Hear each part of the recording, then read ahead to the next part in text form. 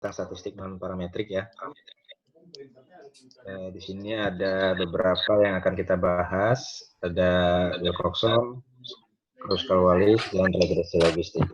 Tapi sebelum ke sana kita bisa coba dulu chi-square ya. Karena ini yang paling sering digunakan oleh mahasiswa adalah chi-square, karena dia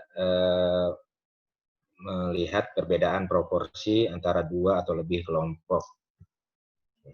Saya coba share screen, saya buka dulu SPSS-nya. Saya masih menggunakan SPSS 20, tapi kayaknya tidak banyak perbedaan di situ. Kemarin data yang dibagi itu ada berapa data kemarin, Pak?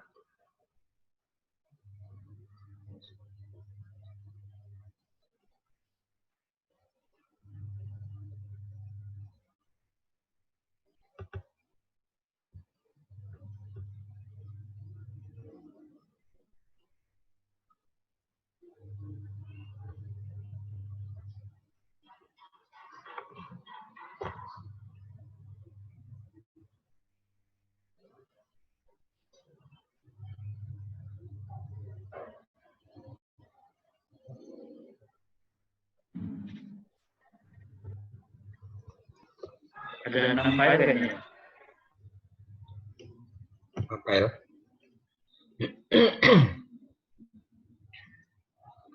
Main Whitney, McNamara ya. PJ kedua ada ya. Wilcoxon. PJ kedua, normalitas, transformasi, sama Wilcoxon. Transformasi juga ada. Ya, agak lambat ini dibukanya.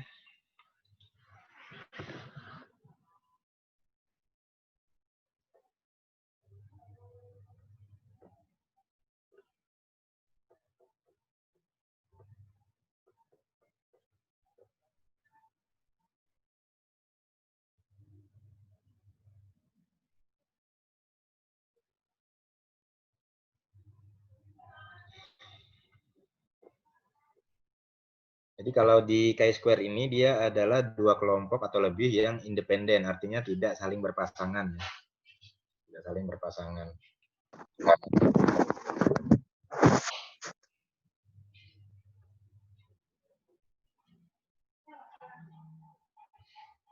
Oke, masih on the way, dibuka.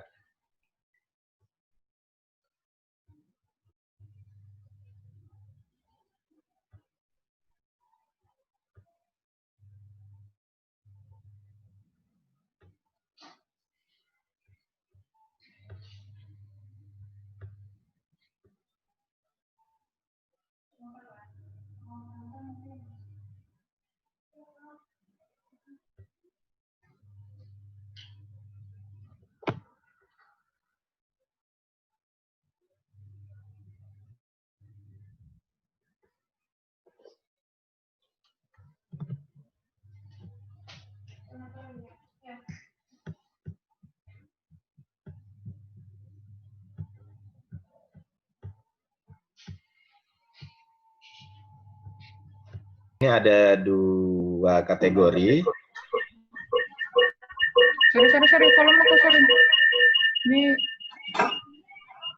ada dua kategori di semua variabel ya, baik itu variabel hipertensi, rokok, stres, obesitas, diabetes, kolesterol, dan aktivitas. Sekarang kita akan coba untuk melakukan analisis chi-square. Ini variabel yang mungkin berhubungan adalah misalkan kita ingin melihat hubungan antara aktivitas ya, dengan obesitas misalkan. Berarti yang menjadi variabel independennya adalah aktivitas. Dan variabel dependennya adalah obesitas. Aktivitas ada dua kategori, ya dan tidak. Ya ini mungkin artinya adalah bahwa aktivitasnya bagus. Tidak itu berarti dia tidak melakukan aktivitas. Kemudian obesitas itu ada ya, berarti terjadi obesitas, dan tidak berarti tidak terjadi obesitas. Rasanya di kelas ini ya yang terkait dengan coding ya. Kemarin untuk memberikan codingnya, Kalau di yang jelek itu codingnya 0, berarti yang satunya variabel dependennya yang jelek juga dikasih kode 0. Jadi jangan sampai kodenya itu bertolak belakang karena nanti hasilnya di OR-nya akan agak sulit untuk interpretasinya. Jadi di sini yang obesitas itu yang terjadi obesitas adalah 1 kodenya, sementara yang kurang aktivitas aktivitas ini kurang aktivitas ya artinya ya. Berarti ya itu kurang aktivitas, yang 0 tidak kurang aktivitasnya artinya pas aktivitasnya bagus. Berarti sudah sesuai, sudah konsisten antara aktivitas dengan obesitas. Sekarang untuk melihat berapa persen atau prevalensi dari obesitas adalah dengan cara analyze, mungkin sudah dilakukan kemarin. Kemudian frekuensi obesitas dengan obesitas kurang aktivitas ya. Kita mau melihat prevalensinya. Kemudian oke. Di sini prevalensi terjadinya obesitas, berarti ada 50 responden di sini yang ada di dalam data, ada 50 responden, tidak ada data missing ya. Tidak ada data missing, artinya semua data sudah terisi. Kemudian yang obesitas ada 78%. 78% obesitas, sementara yang kurang aktivitas juga ada 70%, ada 35 orang dan 70%. Nah, kita ingin melihat apakah dengan adanya kurang aktivitas ini bisa meningkatkan risiko terjadinya obesitas. Atau dengan kata lain, kalau kita melakukan uji chi-square ini kan melihat perbedaan proporsi ya. Perbedaan proporsi antara 2 atau lebih kelompok. Di sini ada 2 kategori, berarti dia ada 2 kelompok. Nah, kita ingin melihat terjadinya atau prevalensi obesitas dilihat dari pola aktivitas yang dilakukan oleh respondennya. Apakah yang kurang aktivitas itu akan meningkatkan resiko terjadinya obesitas atau tidak? Caranya adalah dengan menggunakan analisis beda 2 atau lebih proporsi, yaitu chi-square ya. Kenapa chi-square? Karena ini adalah 2 kelompok yang independen. Kelompok yang kurang aktivitas dan kelompok yang aktivitasnya bagus. Gitu ya. Oke. Caranya dengan analyze, kemudian deskriptif statistik, cross steps. Kalau yang sudah buka datanya bisa dilakukan juga, cross steps. Kemudian karena variabel independennya adalah variabel kurang aktivitas, maka dimasukkan ke row atau ke baris. Sementara yang obesitas itu masukkan ke dalam column. Nah, untuk statistiknya, kita centang chi-square-nya. Kemudian kita juga bisa centang risk-nya. Ya. Sepertinya kecepatan. Ya. Maaf, sepertinya kecepatan. Terlalu cepat maksudnya. Emang di SPSS ini agak repot kalau di daring ya, karena begitu kita klik keluar outputnya harus stop share dulu ya. Ini share screen-nya apa di sana? Sebenarnya buka warna parsial berarti kan? Hah? Yang tampak apa di sana? Cross tab statistik. Cross tab Pak, cross tab. Udah cross tab masuk ya, kelihatan ya. Oke, jadi untuk melihat perbedaan proporsi obesitas pada 2 kelompok kategori, yaitu yang aktivitasnya kurang dengan aktivitasnya normal adalah dengan melakukan uji chi-square, karena kelompok kategori ini adalah 2 kelompok yang independen.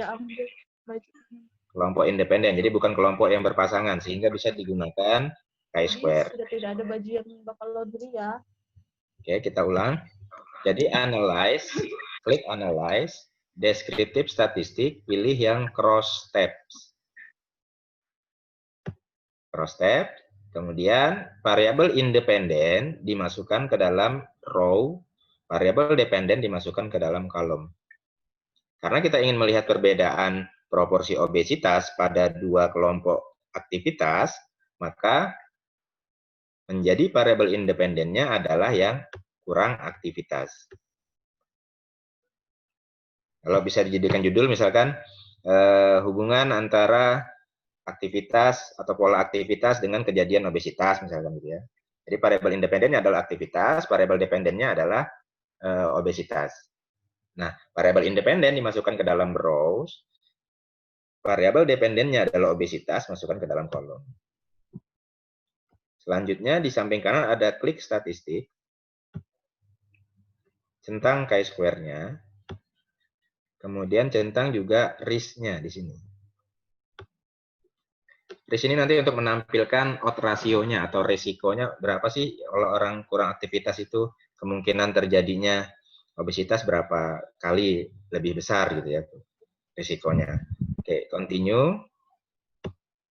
Kemudian pada sel ini yang default atau yang sudah tercentang adalah observe, biarkan saja. Kalau kita mau centang expected juga boleh, tapi ini juga tidak terlalu ada gunanya pada saat kita membuat tabel di laporan penelitian, jadi tidak dicentang juga tidak apa-apa. Nah, yang penting adalah di percentage-nya. Percentage ini tergantung dari atau total persentasenya ini tergantung dari desain penelitian. Jika desain penelitiannya case control, kita klik persentasenya di kolom. Jika case control. Ya. Selain dari case control, baik itu desainnya adalah cross-sectional maupun cohort maupun eksperimen, kita bisa klik di row. Jadi karena ini asumsi kita adalah ini adalah cross-sectional, maka kita klik row. Nanti dia total persentasenya kemana? Ke arah row, ke samping, atau ke bawah, ke arah kolom. Nah, kita pilih row. Tapi untuk yang case control, sebaiknya pilih kolom. Karena membacanya juga beda nanti. Continue. Kemudian klik OK. Di screen-nya output atau data ini yang tampak? Data, Pak. Data? Data masih tampilan. Oke, berarti saya stop share dulu. Saya mau perlihatkan hasil outputnya di output. Oke. Sekarang output ya. Pak, mau tanya boleh? Ya, boleh. Ini tadi di saya munculnya masih coding 10 gitu, Pak. Nggak ada tulisan ya tidak. Itu tadi gimana caranya ya, Pak? Oh, gitu. Oh, maksudnya tampilannya aja ya. Oke, saya coba diklik yang di gambar mana gambar. Bentar, saya lihat ya. Itu hanya tampilannya saja. Klik aja yang ini ada yang satu cabang A itu ya, coba. Atau value labels. Ada nggak value labels?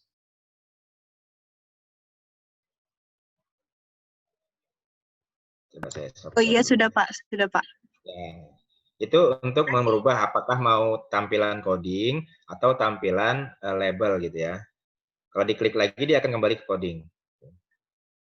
Jadi kan coding 1 0 ya, 1 itu adalah ya, misalkan 0 itu tidak misalkan. Dia kalau diklik itu dia akan berubah menjadi tampilan label atau tampilan coding. Nah, setelah itu kita lihat di output. Tadi yang pertama kita tadi pada saat pertama kita melakukan distribusi frekuensi kan.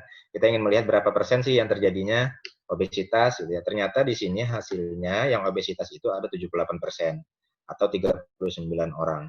Nah, ini penting nanti untuk dimasukkan ke dalam laporan hasil penelitian di analisis univariatnya.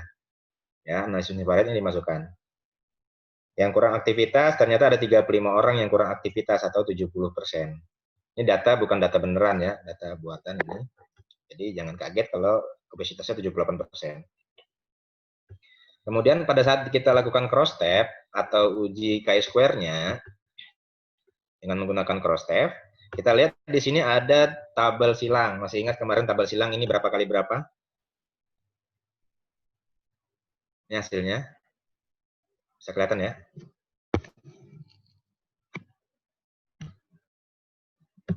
Berapa kali berapa?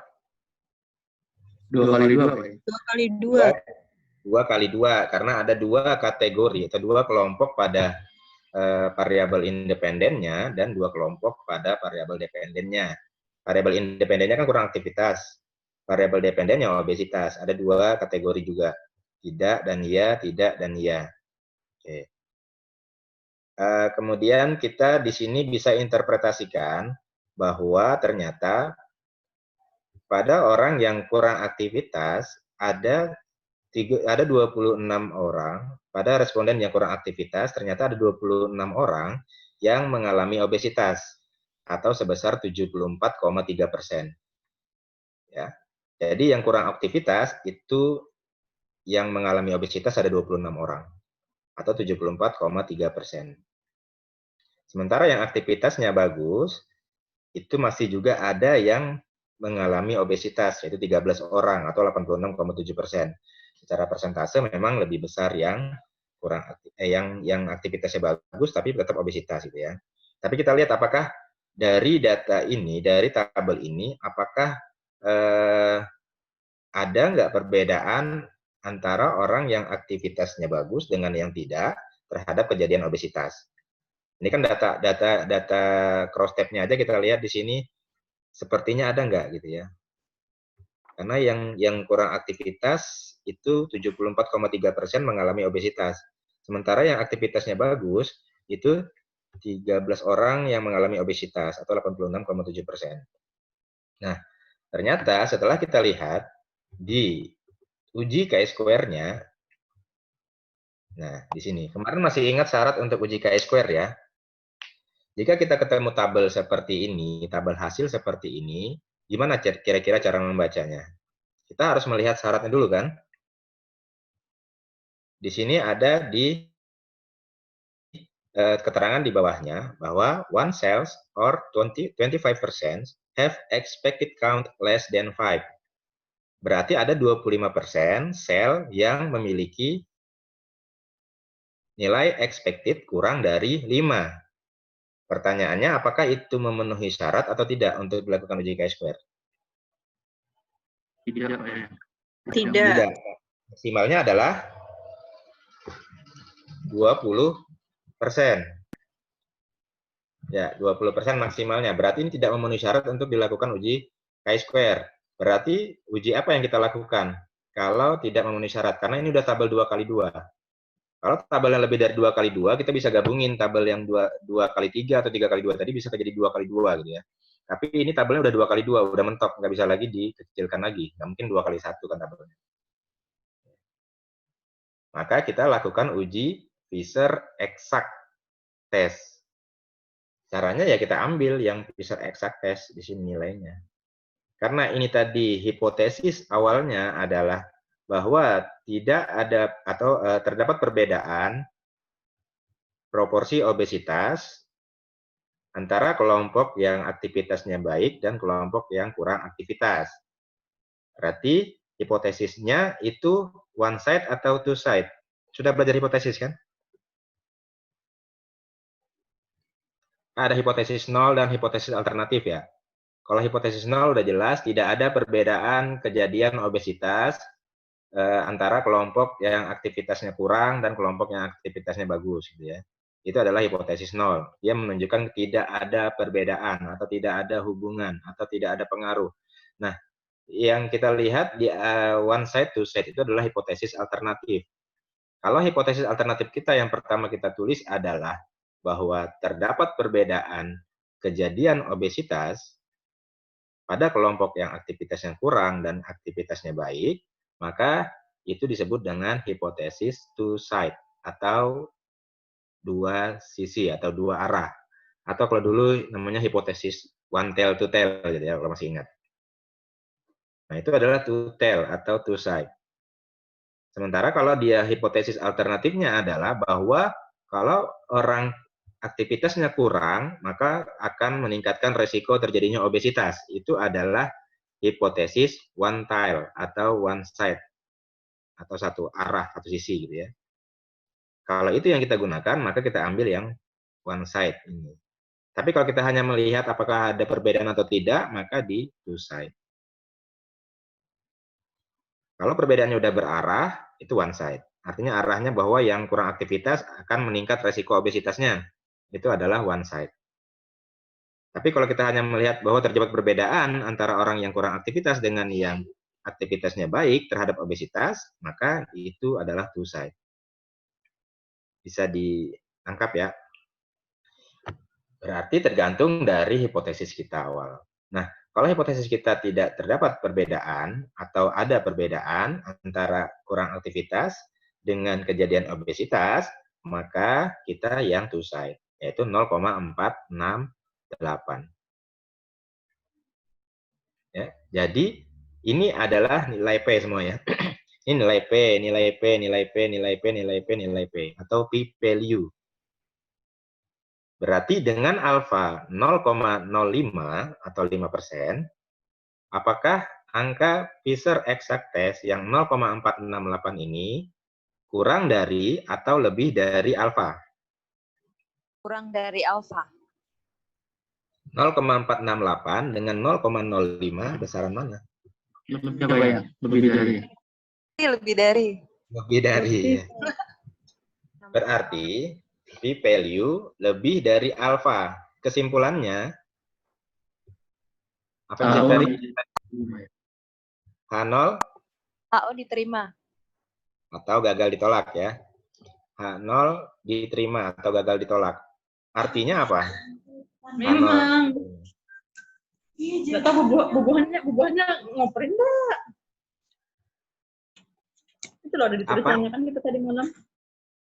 Artinya H0 ditolak, H0 diterima? H0-nya apa tadi? Tidak ada perbedaan kejadian obesitas antara yang aktivitasnya kurang dengan aktivitasnya normal kan? Itu H0-nya. Sekarang H0-nya diterima. Berarti memang tidak ada perbedaan kejadian obesitas antara yang kurang aktivitas dengan yang aktivitasnya normal. Itu karena H0-nya gagal ditolak atau diterima.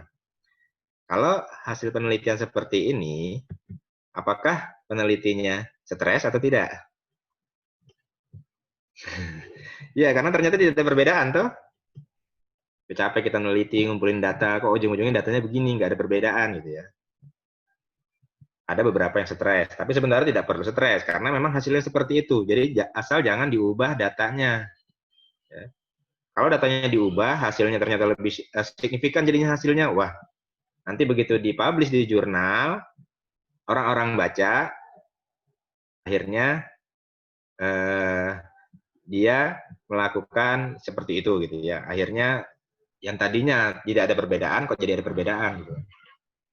Maksudnya jangan sampai kita mengubah data, gunakanlah data ya apa adanya, tinggal bagaimana kita membahas ini. Kenapa kok tidak ada pengaruhnya atau tidak ada hubungannya antara aktivitas dengan obesitas gitu ya. Dibahaslah bahwa ternyata aktivitas itu bukan satu-satunya bukan satu-satunya faktor yang menyebabkan terjadinya obesitas gitu ya. Aktivitas itu bukan satu-satunya faktor yang menyebabkan obesitas, tapi banyak faktor lain, misalkan faktor pola makan. Meskipun aktivitasnya bagus, tapi kalau pola makannya masih sembarangan, masih mengkonsumsi lemak dengan jumlah yang banyak, kemudian ini dengan faktor lain juga, maka dia tidak ada hubungannya gitu antara aktivitas dengan obesitas. Itu dibahas di pembahasan ya. Jangan datanya yang diganti gitu ya maksudnya. Ini karena ini tidak signifikan ya percuma kita baca odds ratio-nya. Ya. Ini adalah odds ratio. Kita coba ya data yang lain. Data yang lain tadi ada, kita lihat sama caranya cross tab.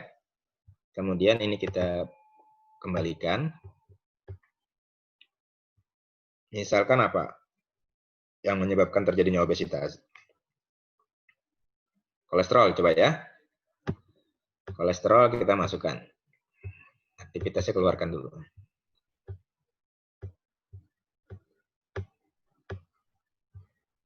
Kemudian kita langsung klik OK, karena udah dicentang tadi semua. Oke. Di sini kelihatan bahwa orang yang kelebihan kolesterol itu 90,6% terjadi obesitas.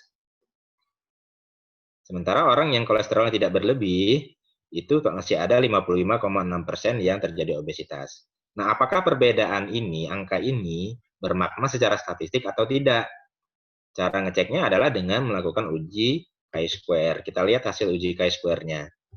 Di sini masih, apakah syarat untuk chi-square terpenuhi atau tidak? Lihat dari hasil ini. Tidak. Tidak. Kenapa tidak?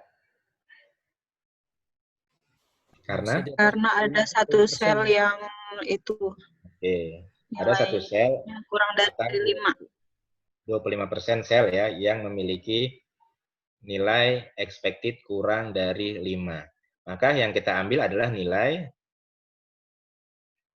yang mana? Fisher exact test. Fisher exact test yang 0,010. 0,010 kita lihat, kita bandingkan dengan alfa. Alfanya 0,05. Mana yang lebih? Apakah p-value 0,010 ini kurang dari atau lebih dari alfa 0,05? Kurang dari. Kurang dari ya. Ini 1% kan, alfanya 5%, berarti kurang dari. Oke. Kalau kurang dari, berarti hipotesis nolnya Ditolak. ditolak. Kalau hipotesis nol ditolak, artinya bahwa secara statistik Ada perbedaan ya, Pak? ya, Ada perbedaan. secara statistik terdapat perbedaan, ya kan?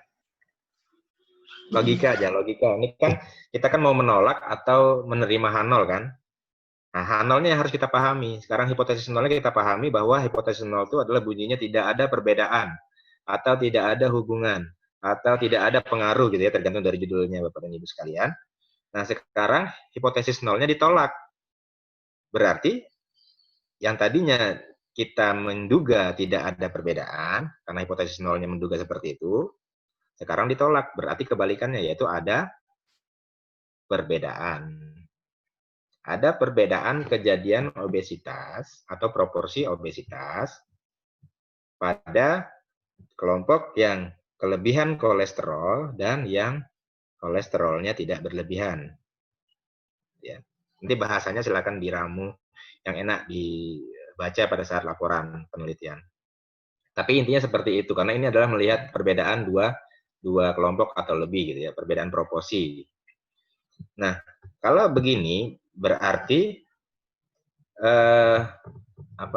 kesimpulan kita adalah bahwa secara statistik terdapat perbedaan kejadian obesitas antara kelompok yang kolesterolnya lebih dengan kelompok yang kolesterolnya normal atau tidak berlebih. Secara statistik ya, secara statistik. Sekarang yang penting adalah ditampilkan juga adalah berapa sih besar resikonya gitu ya. Besar odd-nya atau odd rasionya gitu ya. Odd rasionya bisa kita lihat di bawah, yaitu value-nya 7,733. 7,733. Artinya bahwa orang yang kolesterolnya berlebih memiliki odd atau resiko sebesar 7,7 kali lebih besar resikonya dibandingkan dengan orang yang kolesterolnya normal. Bisa dipahami? Jadi orang yang dengan kelebihan kolesterol akan meningkatkan resiko sebesar atau meningkatkan resiko 7,7 kali lebih besar dibandingkan orang yang kolesterolnya normal. Untuk terjadinya obesitas kan? Jadi cara baca OR adalah seperti itu. Atau ditulis aja lah. Ditulis di mana ini?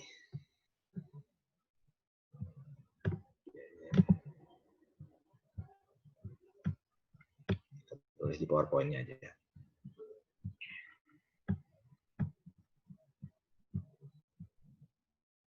Itu nanti yang dilaporkan di hasil penelitian.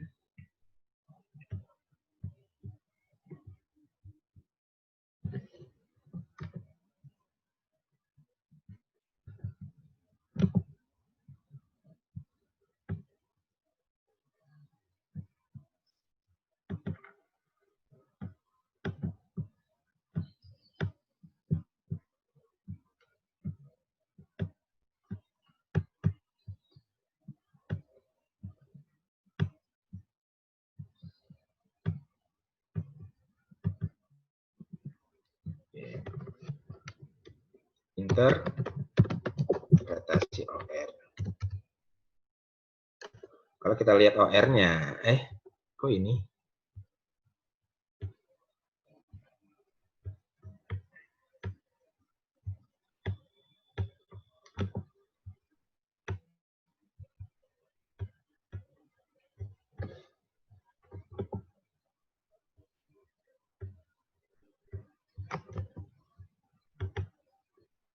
Kalau kita lihat OR-nya seperti ini, maka interpretasinya adalah bahwa orang yang memiliki atau orang yang kolesterol berlebih meningkatkan risiko 7,7 kali lebih besar untuk mengalami obesitas dibandingkan dengan orang yang kolesterolnya normal. Nah, ini kan menjadi suatu informasi ya. Menjadi suatu informasi yang bisa kita ambil dari hasil penelitian kita, bahwa kalau tidak mau resiko obesitasnya meningkat, maka harus dijaga kolesterolnya. Gitu ya. Caranya seperti apa? Jaga pola makan, jaga ini. Nah, ini adalah interpretasi OR yang seperti ini. Oke. Tapi nanti jangan tabel outputnya yang di copy paste ke laporan penelitian ya. Tapi buat tabel sendiri gitu ya. Untuk contoh tabelnya bisa dilihat di laporan-laporan penelitian, di artikel. Jangan ini langsung diambil dimasukkan ke dalam Word. Tapi untuk interpretasi OR seperti ini. Sementara kalau interpretasi p-value-nya tadi,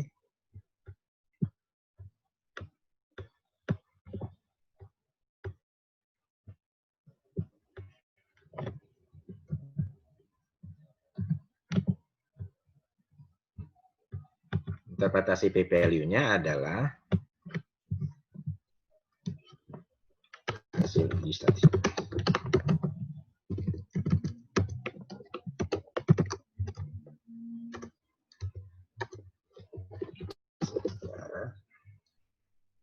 Berdasarkan hasil uji statistik didapatkan bahwa p-value besar berapa itu 0,010 atau lebih besar, lebih kecil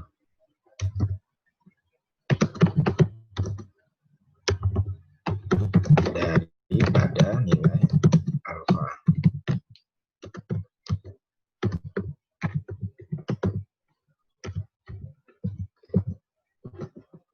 Artinya bahwa secara statistik terdapat perbedaan kejadian obesitas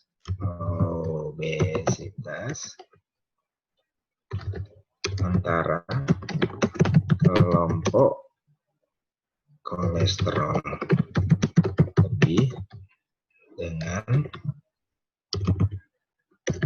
kolesterol normal.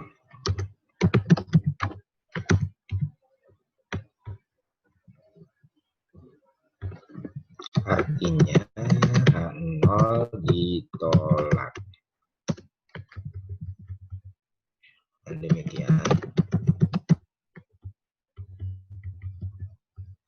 Oke. Berdasarkan uji statistik didapatkan bahwa nilai P 0,01 atau lebih kecil daripada nilai alfa 0,05, artinya H0 ditolak.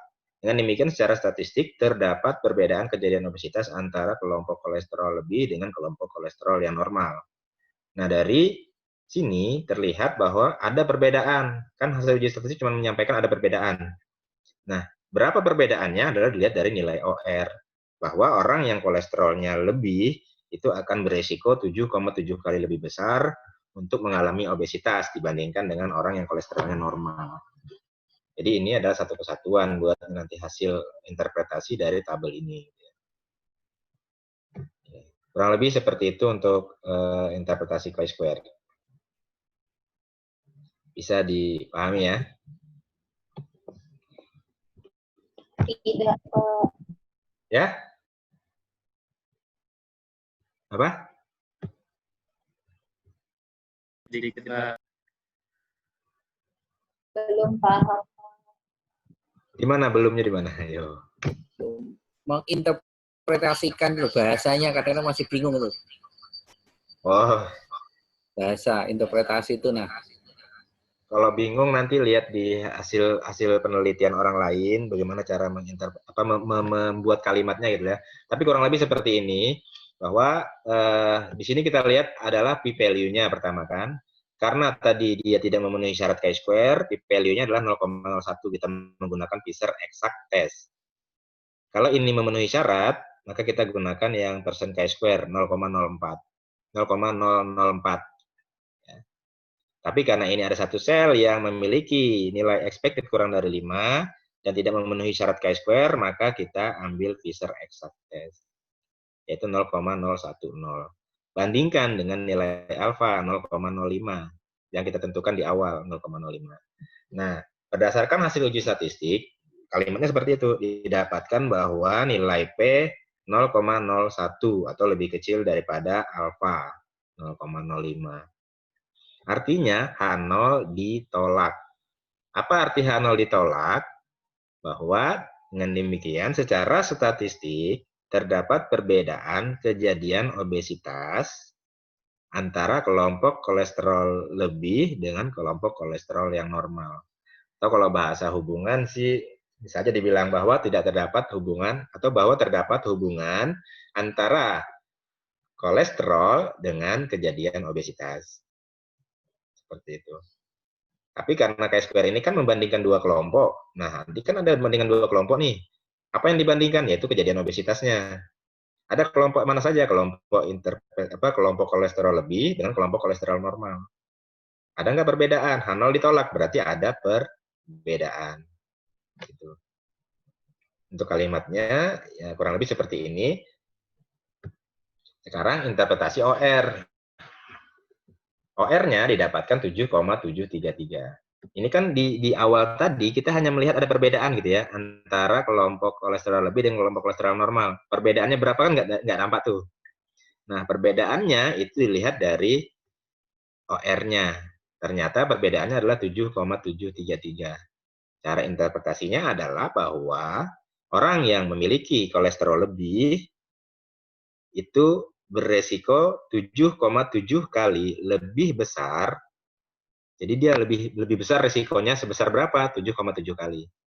Untuk mengalami obesitas dibandingkan dengan orang yang kolesterolnya normal.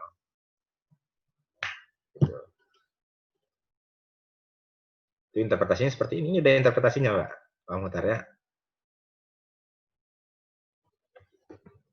Masih ada yang bingung?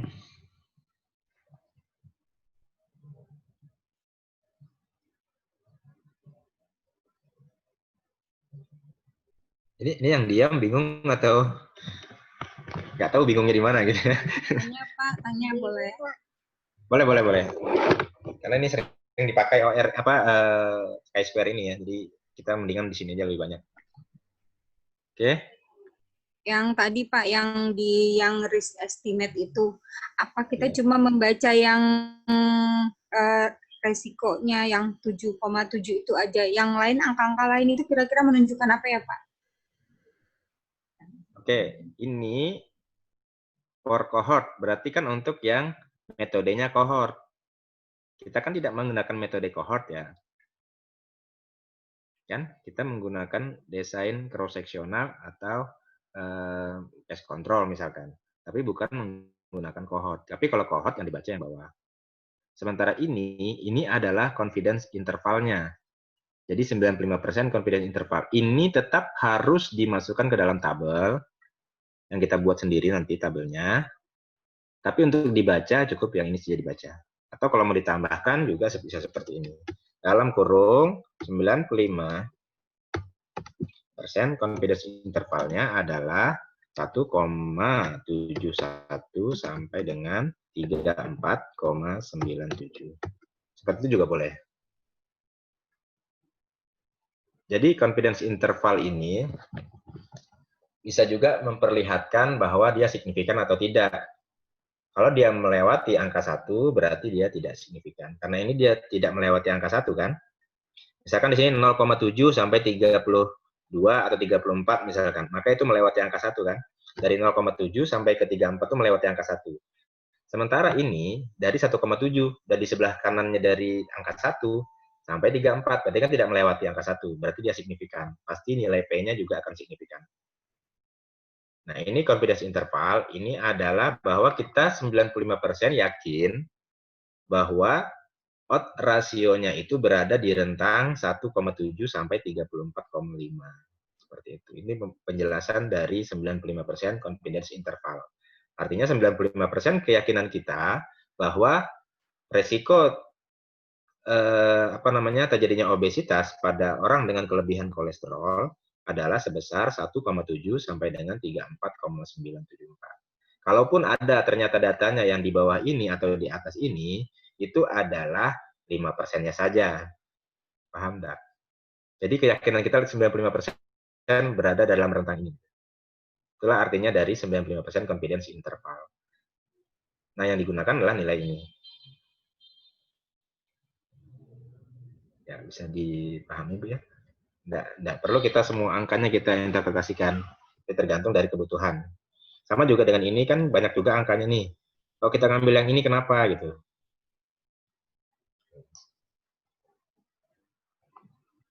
Gimana? Ya, Pak. Ada yang masih bingung mungkin.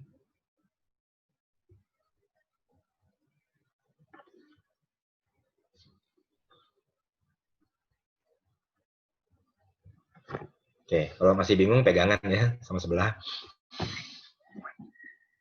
Nah, kemudian kita lanjut ke Mann-Whitney. Kemarin kita belajar uji hipotesis itu penentuan Mann-Whitney ini adalah apa sih Mann-Whitney ini gitu ya. Mann-Whitney itu adalah uji yang digunakan pada dua kelompok sampel yang bebas yang datanya adalah data bisa dia ordinal gitu ya, data ordinal atau data numerik yang tidak berdistribusi normal. Kan syarat untuk uji parametrik adalah distribusi normal. Kalau dia tidak normal, kita transformasi dan tidak normal juga masih, maka kita gunakan uji alternatifnya adalah Mann-Whitney test. Ya. Kurang lebih sama dengan chi-square, hanya saja ini bisa digunakan untuk yang data numerik tapi tidak normal. Mann-Whitney ini. Bisa dipahami ya. Caranya,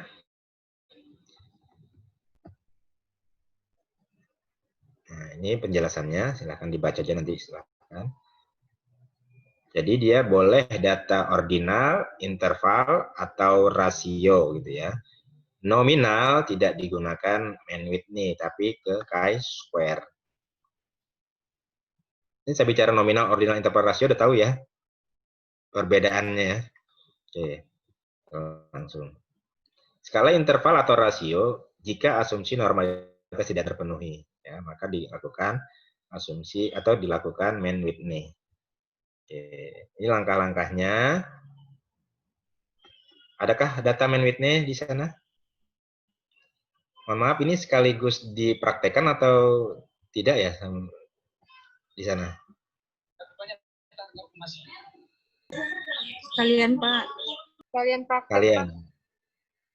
Oke, mantap lah kalau sekalian. Sekarang buka data Mann-Whitney. Di sini ada, ya, ada dua variabel. variabel metode dengan variabel nilai. Masih Contohnya PowerPoint ya, Pak? masih PowerPoint ya. Oke.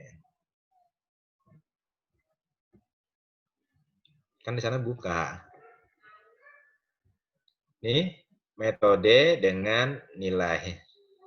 Contohnya kita ingin melihat pengaruh Promkes terhadap peningkatan pengetahuan misalkan ya. Pengaruh Promkes dengan terhadap pengetahuan tentang HIV misalkan ya. Metodenya ada 2. Metode 2 ini maksudnya intervensinya ada berapa kelompok. Kalau intervensinya ada 1, kemudian ada ada kontrolnya 1, berarti ada dua metode kan. Oke. Ini pada studi eksperimen bisa dilakukan dengan 2 kelompok. Artinya 1 adalah kelompok intervensi misalkan, 2 adalah kelompok kontrol atau sebaliknya. 1 adalah kontrol, 2 intervensi. Terserah nanti yang berikan kode Bapak dan Ibu sekalian. Sekarang kita mau melihat perbedaan antara kelompok intervensi dengan kelompok kontrol. Nilai pengetahuannya berapa sih gitu ya. Ini setelah diberikan ya. Setelah diberikan. Bukan prepos, tapi setelah diberikan. Bukan prepos ya, karena ini kelompok independen. Karena kita ingat tadi Man Whitney itu adalah untuk 2 kelompok yang independen, bukan berpasangan. Oke, jadi ternyata nilainya setelah diberikan intervensi seperti ini nilainya. Sekarang kita mau melihat apakah nilai-nilai ini berbeda di antara kedua kelompok tadi, kelompok intervensi dan kontrol. Caranya adalah lakukan uji Man Whitney. Tapi sebelum kita uji Man Whitney, pastikan dulu bahwa ini kan data numerik ya. Data nilai kan data numerik ya sebenarnya. Ini bisa kita lakukan uji normalitas dulu. Kalau dia tidak normal, kita bisa gunakan alternatifnya adalah Man Whitney. Kalau dia normal, maka uji apa? Sebaiknya uji apa kalau normal? Square, Pak. Oke. Uji parametrik ya. Parametriknya adalah Square. beda 2 min. Ayo. Pak Mustaming nanti. Beda 2 min ya. Seperti yang kita lihat di sini.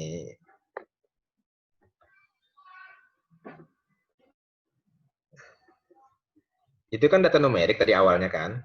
Data numerik. Kalau data numerik, ada 2 kelompok yang bebas, maka uji parametriknya adalah uji T2 sampel bebas atau uji T independen.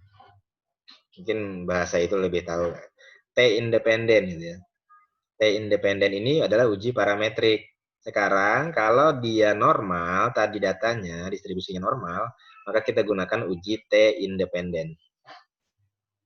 Kalau dia tidak normal, maka kita gunakan uji Man Whitney. Jadi Man Whitney ini bisa jadi adalah alternatif dari uji parametrik, uji T independen.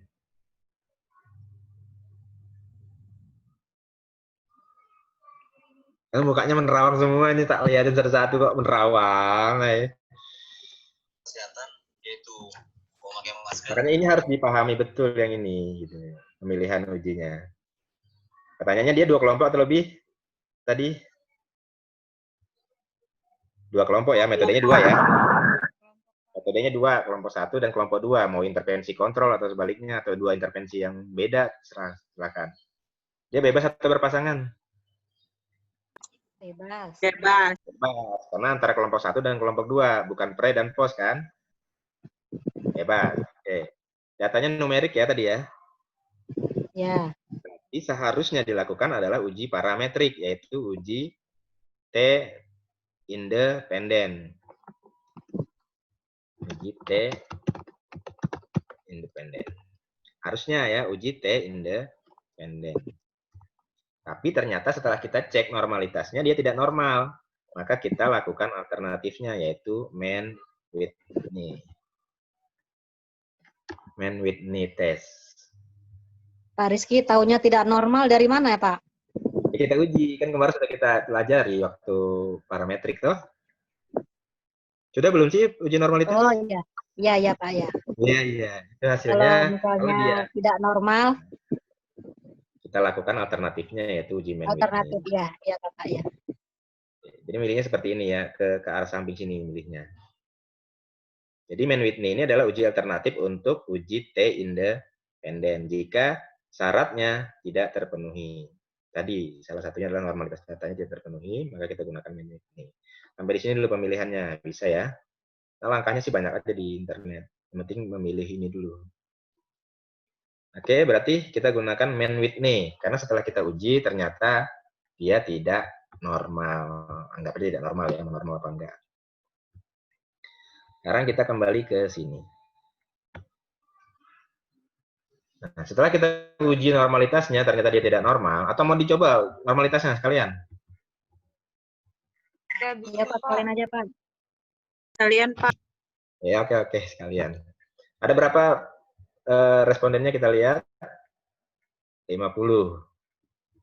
Pertanyaannya dia Sapirowicz atau Kolmogorov-Smirnov? Zero. Ntar aja lah, kita lihat dulu ya. Oke, analyze apa? Explore ya.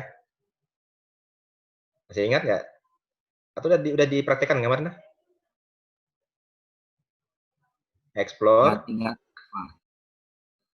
Ingat lupa. Masukkan yang mau diuji kan yang nilai ya. Bukan yang metode. Metode kan bukan data numerik, dia data kategorik. Itu metode 1 dengan metode 2 kan. Nilainya dependent list, statistiknya kita lihat, deskriptif sudah, continue. Plots-nya mau kita tampilkan normality plot with test, boleh, histogram boleh. Pelan-pelan Pak Rizky. Ini diikutin tah? Iya Pak. Oke. Statistiknya udah biarin aja. Plots-nya terserah mau ibu mau pilih stem and leaf atau histogram. Kalau saya lebih suka histogram. Keduanya juga boleh, cuma nanti lambat gitu ya. Jadi stem and leaf-nya centangnya saya hapus. Kemudian yang penting adalah normality plot with test-nya dicentang. Di explore plots, di plots ya tadi ya. Kemudian di continue. Oke, sudah langsung oke. Tampilan di sana output atau data? Data Pak. Data, kita stop share dulu berarti ya. Kemudian kita share ulang yang output. Ini masih di normalitas ya. Masih uji normalitas. Kita mau melihat apakah data ini bisa dilakukan uji parametrik atau tidak. Sudah muncul belum hasilnya?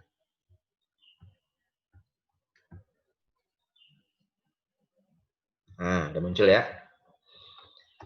Cara untuk melihat apakah dia normal atau tidak itu berbagai macam cara sebenarnya ya. Bukan cuma dilihat dari Kolmogorov sama Sapirowicz sebenarnya. Jadi bisa juga dilihat dari deskriptif ini. Mudah-mudahan kelihatan.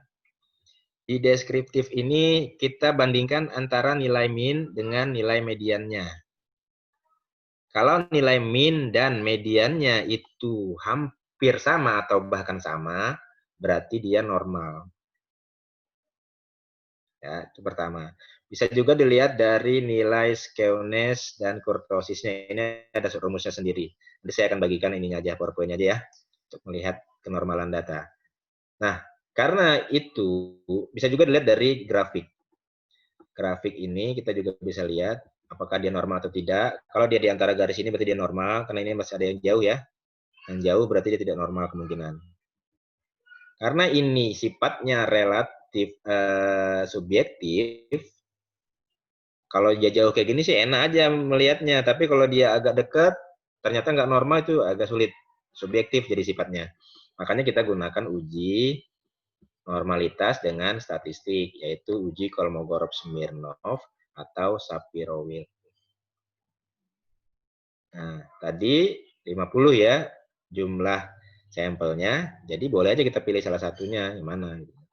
Ternyata kelihatan nggak Kolmogorov Smirnovnya berapa signifikansinya atau nilai p-value-nya? 0,01. Artinya apa 0,01? 0,001. Signifikan. Signifikan artinya apa? Ini kan kita mau uji normalitas. Signifikan artinya apa? Distribusi Kalau normal ya, Pak. Normal. Normal. Supaya tidak terbolak-balik, saya akan buka logikanya. Logika dari uji normalitas ini adalah hipotesis nolnya data terdistribusi normal.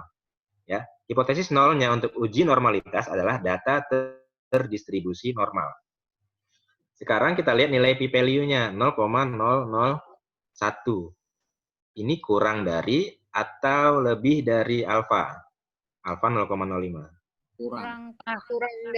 Kurang dari artinya H0 ditolak atau gagal ditolak. H0 ditolak. H0 ditolak. Nah, itu kan sudah hafal mati tuh. Sekarang pertanyaannya H0 yang tadi apa? Data berdistribusi normal. Kalau H0-nya ditolak, artinya data Tidak terdistribusi. tidak terdistribusi normal. Jadi kalau mau logikanya seperti itu. Lihat H0-nya apa nih untuk test of normality gitu ya. Oh, data berdistribusi normal. H0-nya itu. Kemudian lihat nilai p-value-nya 0,001 signifikan, kurang dari alfa, berarti H0 ditolak. Kalau H0 ditolak berarti kan lawan dari H0 ya. Karena H0 tadi distribusi normal, maka lawan dari H0 adalah distribusi tidak normal. Itu logikanya seperti itu. Tapi kalau mau ngapalin langsung juga tidak masalah. Signifikan berarti dia nggak normal gitu aja. Berarti data ini normal atau tidak? Tidak. Tidak normal. Kalau tidak normal, bolehkah kita gunakan uji T independen?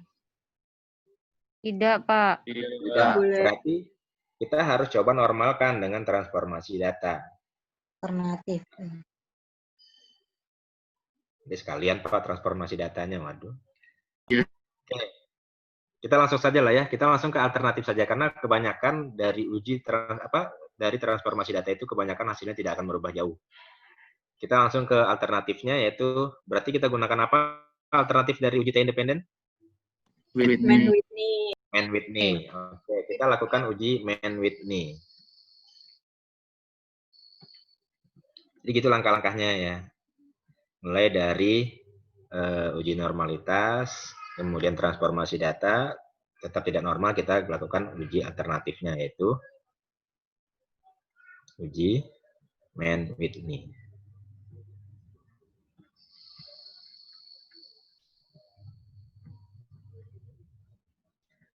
Caranya adalah klik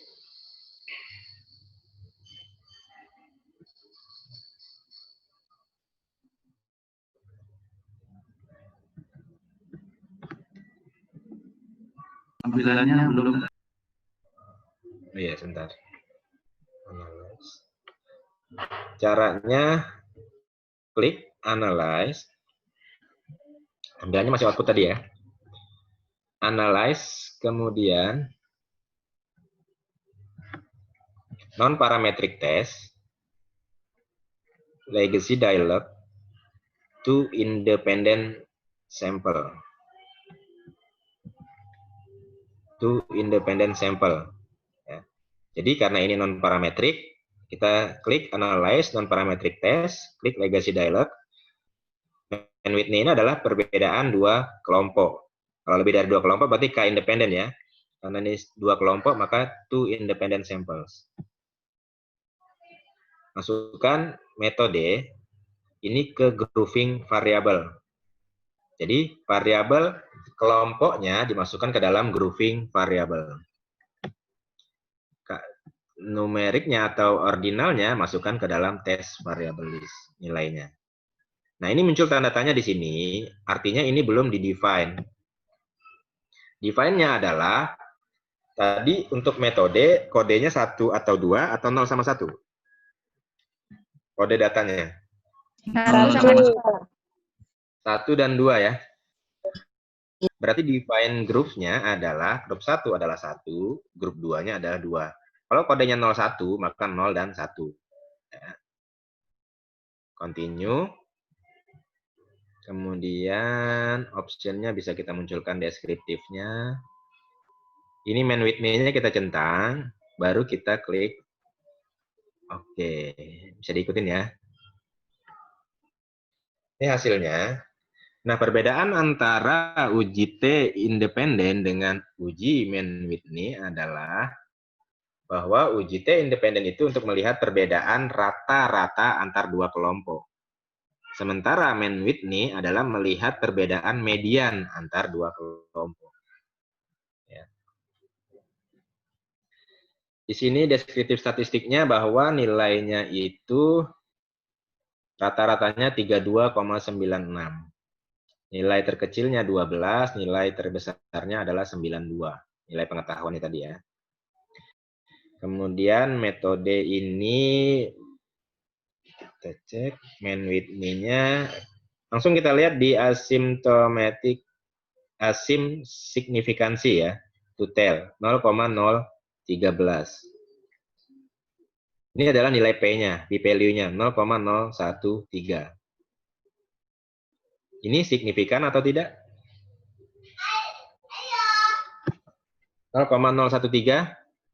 Apakah kurang dari atau lebih dari 0,05? Kurang dari. Kurang dari. Kurang dari artinya nilai P-nya kan kurang dari alfa. Artinya apa? H0? H0 ditolak. H0 ditolak. Kalau H0 ditolak berarti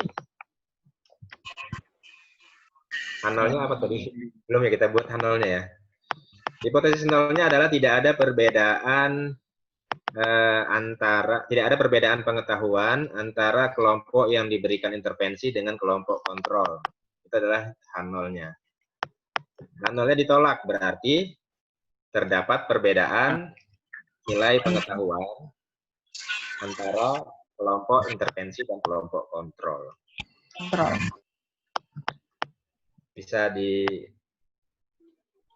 ditangkap ya. Artinya mau dia diberikan intervensi dengan tidak, ya nilainya segitu, tidak ada perbedaan kalau dia H0-nya diterima ya. Tapi ini kan H0-nya ditolak, berarti kan ada perbedaan nih antara yang intervensi dengan yang kontrol. Dari mana besar bedanya? Kita lihat di sini. Ini min rank-nya. Ternyata nilai kelompok 1 itu rata-ratanya atau urutan rata-ratanya hanya 20,4. Sementara yang kelompok 2 adalah 30,6. Artinya perbedaannya berapa besar nih? 10,2 ya kalau dikurangkan ya. Itulah besar bedanya. Kalau tadi kita di chi-square kita lihat OR-nya, kalau di sini kita lihat besar bedanya. Beda min rank-nya gitu. Oh, ternyata 10,2. Artinya yang diberikan intervensi itu nilainya lebih tinggi sebesar 10,2 dibandingkan dengan yang tidak diberikan intervensi. Kan kalau Bapak dan Ibu mau meneliti tentang eksperimen kan seperti itu ya. Berapa besar nih pengetahuannya, selisih pengetahuannya antara yang intervensi sama yang kontrol gitu ya.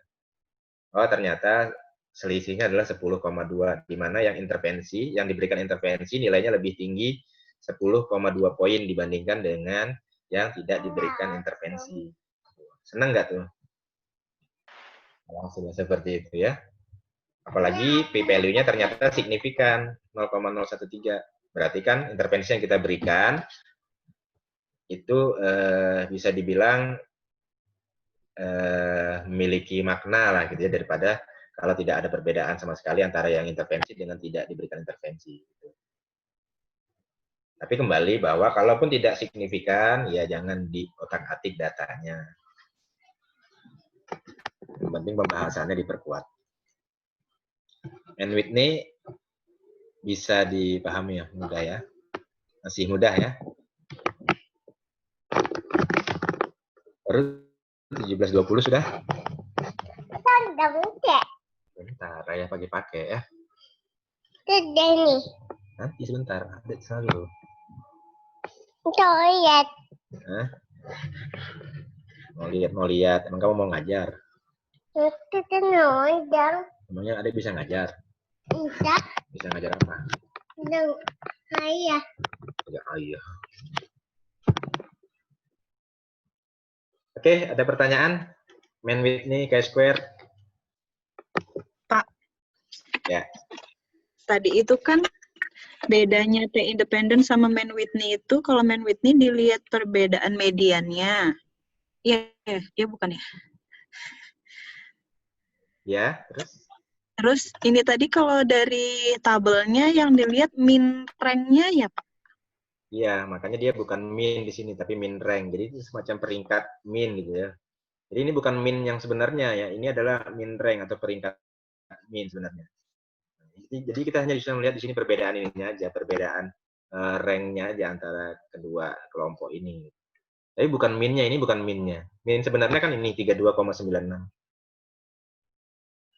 Oke, makasih Pak.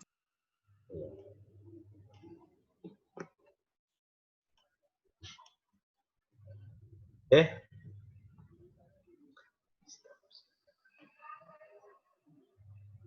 Itu ya. Ya. Ada yang masih belum. Nah, ini kalau bisa dilihat di sini adalah contoh interpretasinya ya. Ini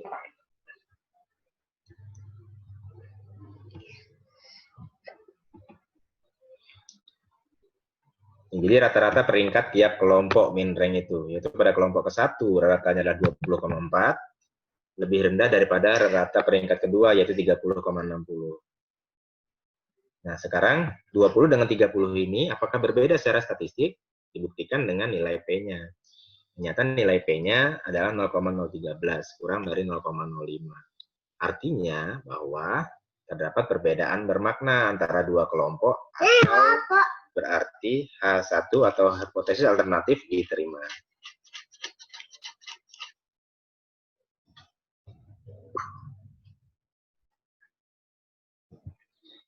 Jadi sebenarnya bisa juga dikatakan perbedaan median yang bermakna antara dua kelompok. Jadi min rank tadi bisa dikatakan median.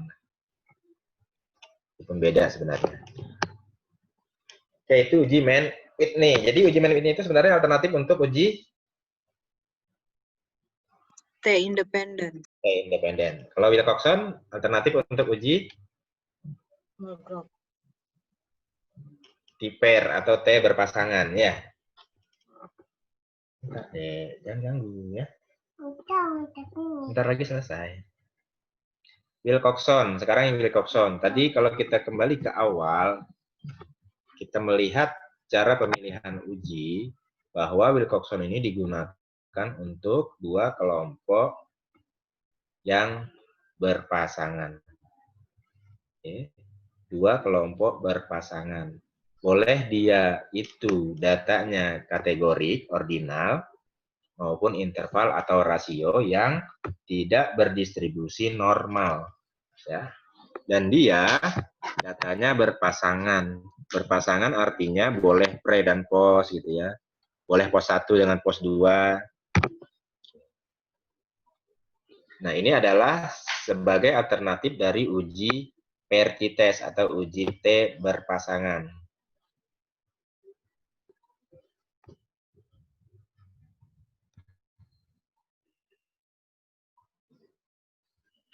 Ini penjelasannya. Kemudian caranya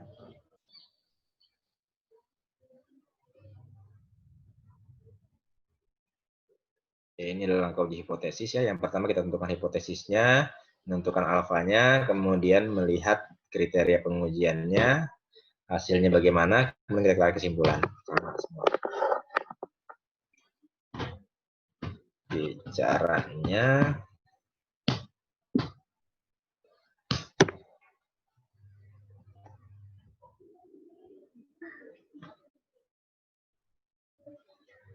nah, buka file Wilcoxon. Kemudian perhatikan data pada variabel tersebut. Ada berapa variabel? Kita buka Wilcoxon.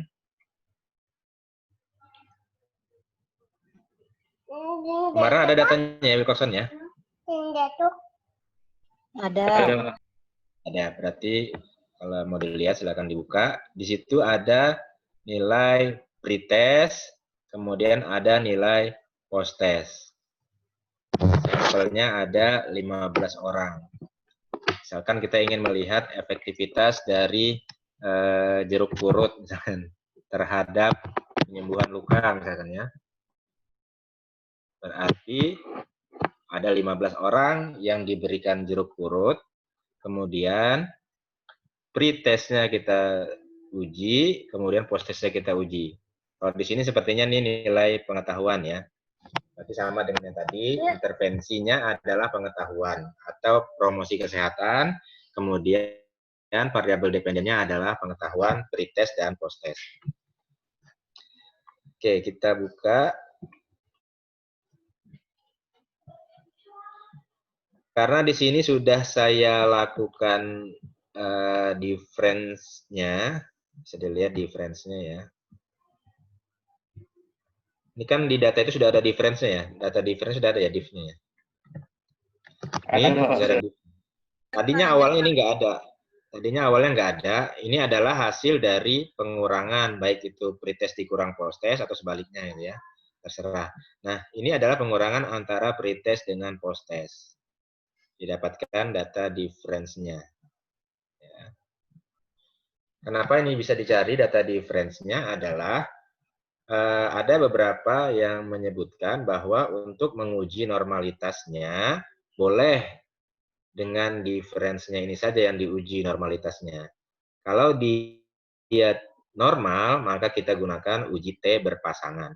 Kalau tidak normal, maka kita gunakan uji Wilcoxon. Tapi ada juga yang berpendapat bahwa kesemuanya harus normal. Artinya pre-testnya normal, post-testnya normal. Kalau salah satu tidak normal, gunakan alternatif, yaitu Wilcoxon. Tapi ada juga yang berpendapat, ya data difference-nya aja, data selisihnya aja yang kita uji normalitasnya. Ya, boleh silakan pilih salah satu atau coba dua-duanya boleh. Nah, setelah diuji normalitasnya ternyata tidak normal juga, maka kita gunakan uji Wilcoxon. Wilcoxon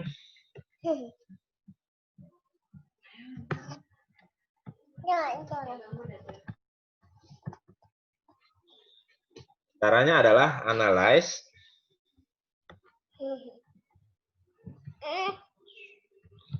kemudian non-parametric test, kemudian legacy dialog to related sample. Nah, related ini artinya datanya berpasangan, berhubungan gitu ya. Tadi independen, to independent sample, sekarang to related sample. Klik, kemudian masukkan pretest dan post-testnya ke sebelah kanan. Diff-nya lupakan saja. Nah, ini Wilcoxon kita centang. Ini boleh deskriptifnya kita centang di option. Kemudian langsung oke.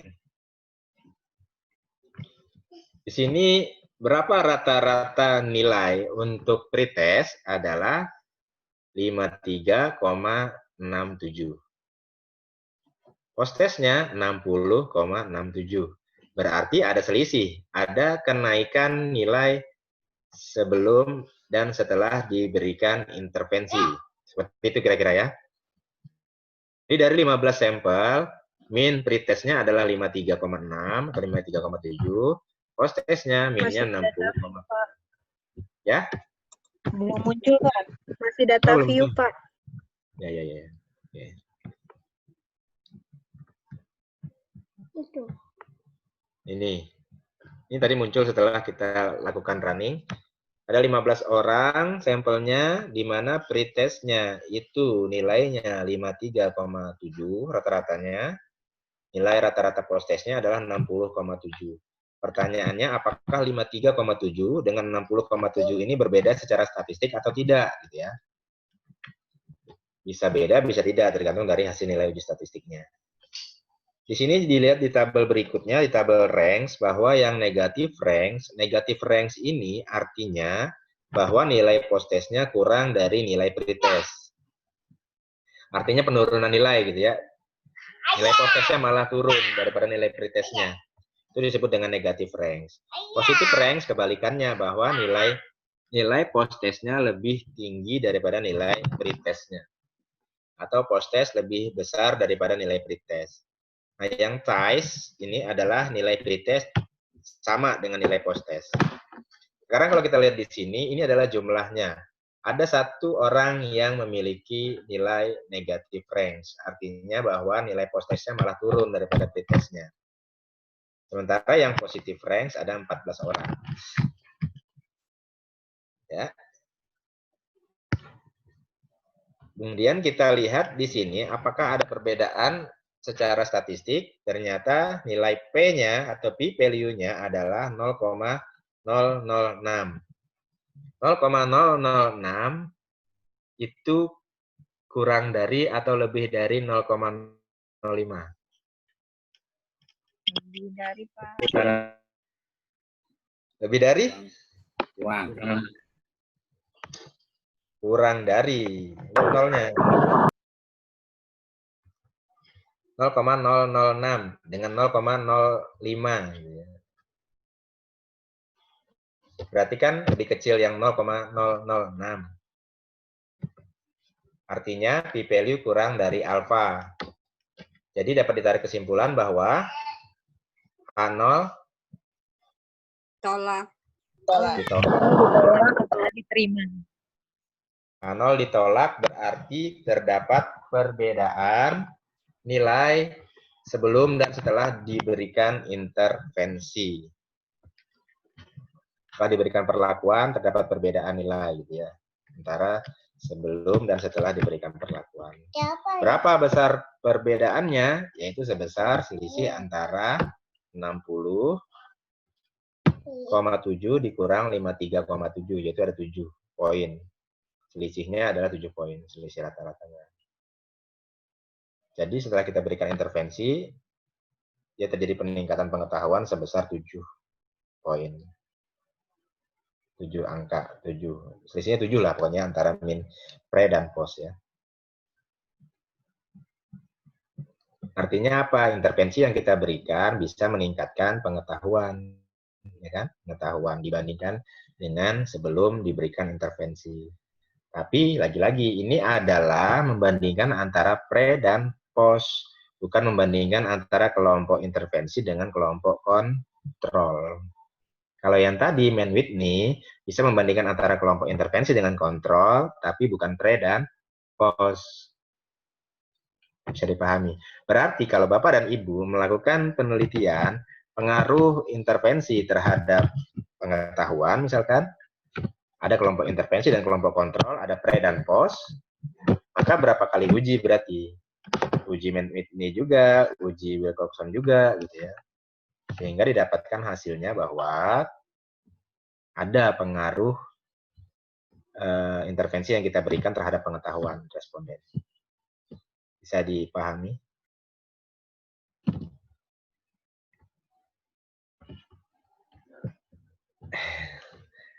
Udah mulai kebayang nggak penelitiannya nanti mau ngapain?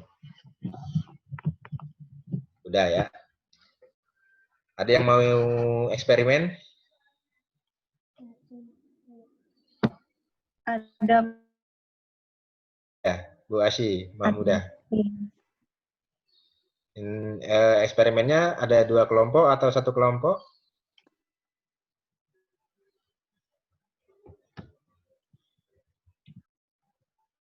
Dua kelompok, Pak. 2 kelompok.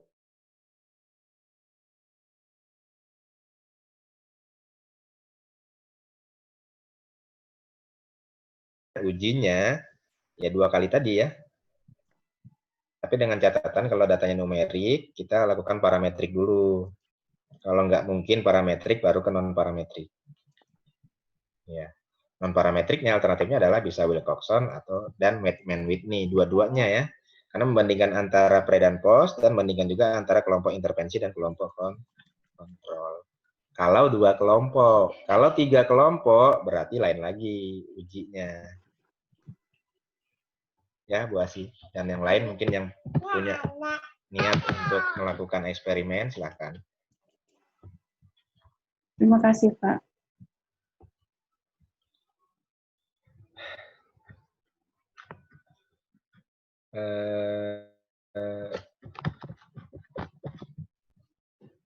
Ada lagi? Mungkin kita lanjut atau bagaimana? Udah panas kah? Nanti malam ada lagi ya dengan Pak Mustami ya? Iya, betul. Iya, Pak. Membahas tentang apa Pak Mami?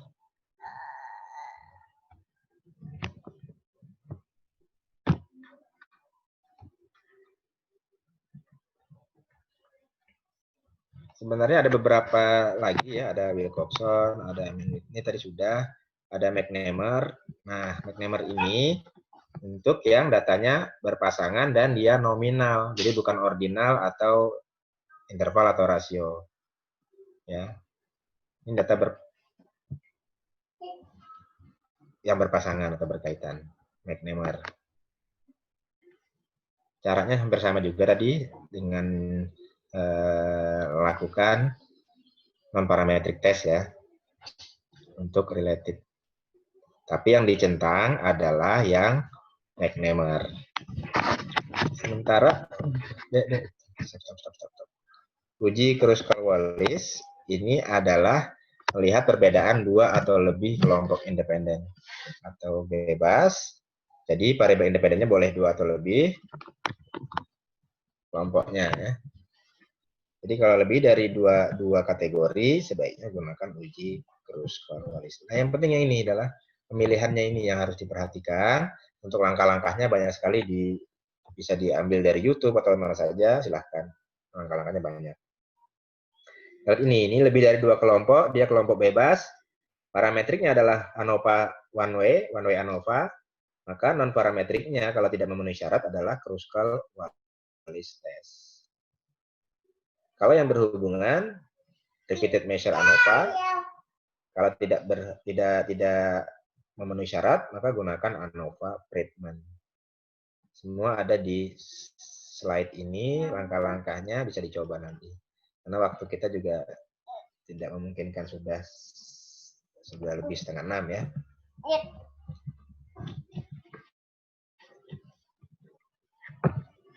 Tapi saya tekankan adalah lebih kepada pemilihan uji statistiknya, udah paham di sini dulu. Udah paham di uji statistiknya, yang mana yang dipilih.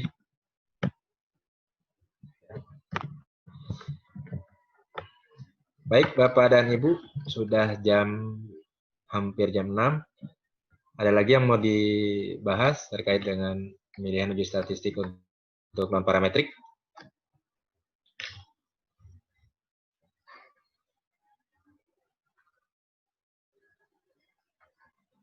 Tapi bisa dipahami atau terlalu cepat atau bagaimana tadi?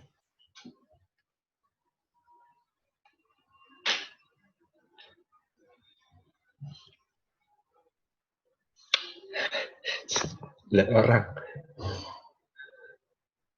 Mas Mohtar, ini loh jagoanku Mas Mohtar.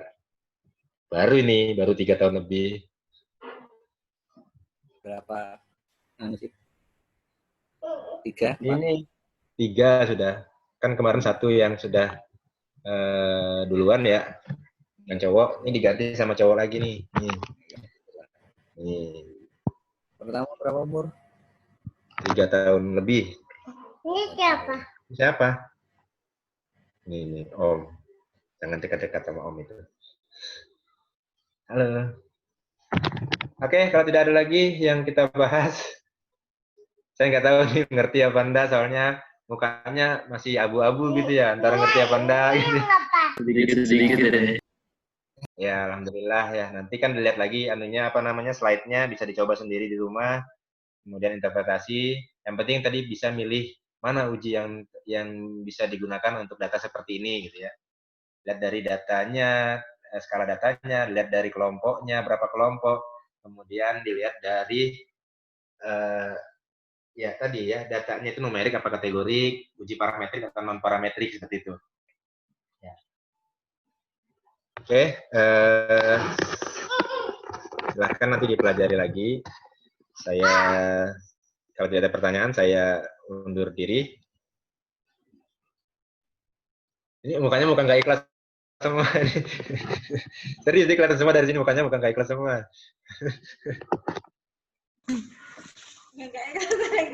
Tambah bingung, Pak. Bingung. Ada Enggak, Pak. Sebenarnya kalau kita melakukan penelitian itu kalau fokusnya kan nggak mengikuti Apa toh? Kedengaran? Apa? Kedengaran sama Kak. Ya, suaranya menggema.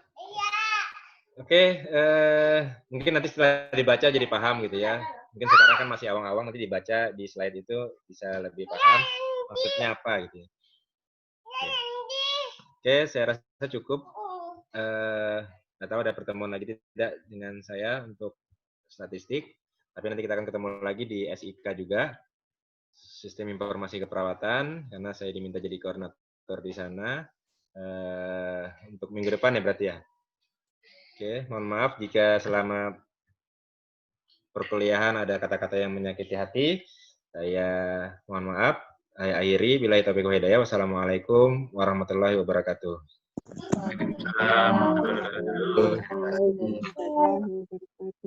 Tapi Pak Rizky.